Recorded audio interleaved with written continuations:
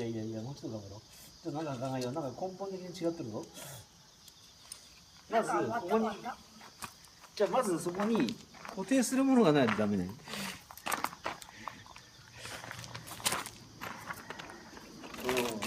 まず穴が開けれないってのはダメやな。ドライバーも持ってこなかったんだな、電動ドライバーを。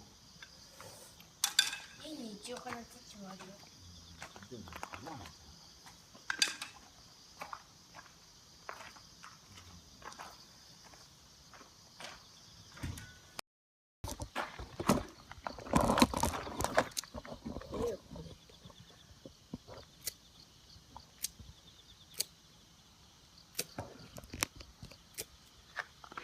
次で帰った。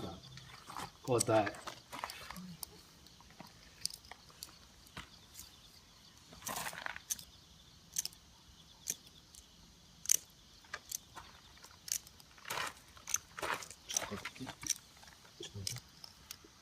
ここに垂らすとこにあるよ。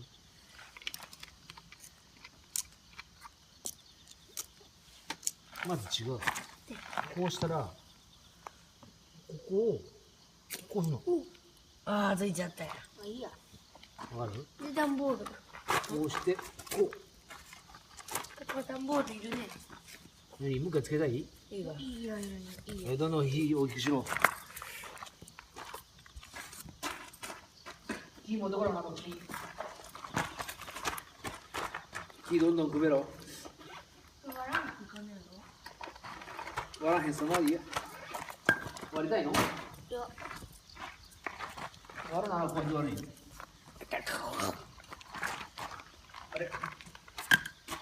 でもこの上にさっきのやつ乗せたらどうなる？かけたら。さっきかけたやつ入れたらどうなるの？え？ね。全部、それが火ぶわって出てる。ダメダメ。で、どう？こうやって割るんよ。火割るときは、こうしたら、ああ、知ってる。カンカンカンカンカンカン。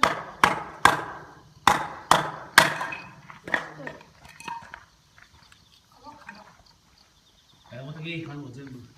いっぺんに回しなあかんの？これも回さなあかんのです。